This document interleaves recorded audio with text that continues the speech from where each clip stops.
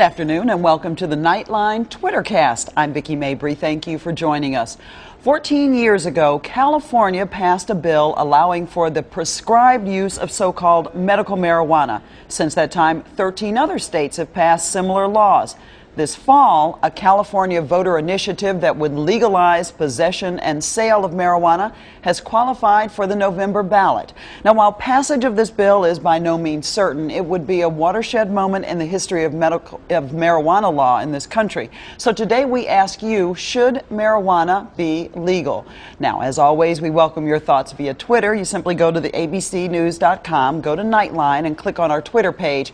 And remember to include @Nightline in your tweets. We also welcome those of you watching us live on Ustream.com. You can join the conversation via Twitter on your screen as well.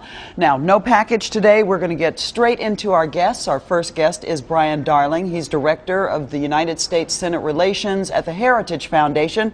Mr. Darling is against the legalization of marijuana, and he joins us live in the ABC News Washington Bureau. Welcome.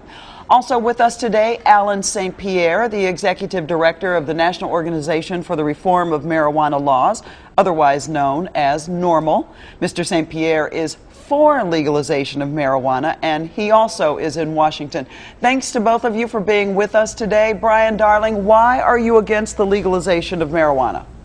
Well, America already has a drug problem. If you look at the news coming out of Hollywood and the issues of prescription painkiller abuse we have in Hollywood and all the problems that we're having, I come to the conclusion... Wait a minute, why are you singling out Hollywood, first of all? We got Rush Limbaugh, who had a drug problem already, so I don't think you can put that just on Hollywood. Not just on Hollywood, but America as a whole has a drug problem. So why would we go down the road of legalizing a drug that is unhealthy for your average American? It's something that's going to lead to other disorders. And not only that, it's going to make it... What do you mean by disorders? Well, even the Obama administration has come to the conclusion that it's bad for you. It's unhealthy. The science tells you that marijuana is not healthy for you. It may alleviate some pain if you have pain, but it's not something that's good for you that's going to make you healthier. And also for kids. I mean, if you have legalized marijuana in California, it's going to make it a lot easier for kids to get it.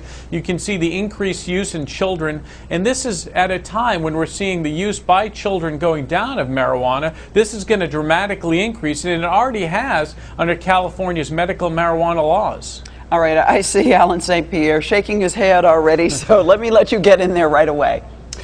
I'm 44 years old. I occasionally smoke marijuana. The idea that the government would violently interact with me in the privacy of my home in a country where tobacco is legal and kills 400,000 people, a country where alcohol is legal, a country where hundreds of thousands of pharmaceutical drugs are available by a doctor's recommendation. How much possible sense does it make that in 2010, we're in our 73rd year of marijuana prohibition? Alcohol prohibition was an abject failure.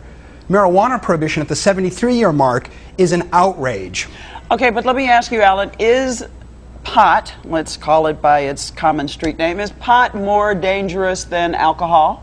No, I could smoke... I mean, do you think that it's pretty much equal and that's the way people would use it? People perceive marijuana now in the last 5 years as being not as harmful as alcohol. But specific to your question, not to be flip here, I could smoke every nanogram of marijuana in the District of Columbia, and I would just simply have very dry mouth and have to want to get something to eat immediately afterwards. If I drank 10 or 20 fluid ounces of anything over 100 proof, I'm dead. So you're saying that marijuana does not kill? Marijuana cannot kill. It has an LD rating of 50, meaning science has never measured the lethal dose. Okay, but Brian, it's not whether it's going to kill you or not. You're saying that there's a lot more wrong with it in between being good for you and killing you. Well, let's take a step back, too.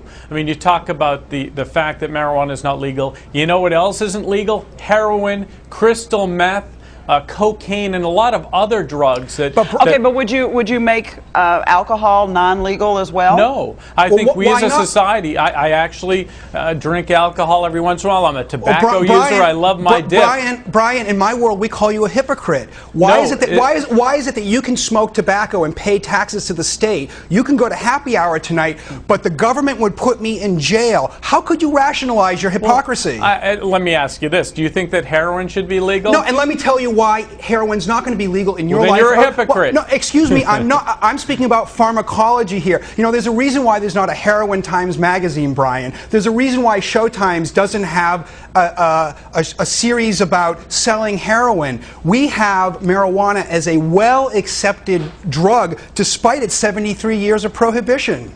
It's not that well accepted. It's illegal. And society is determined that it shouldn't be legal. Let's put some metrics on this. 75% of the public supports medical access to marijuana. 73% support this soft reform of decriminalization.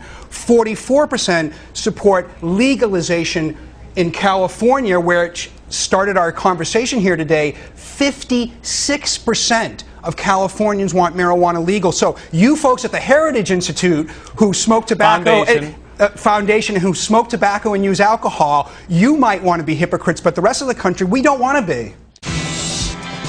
ABC News Now. Good to know.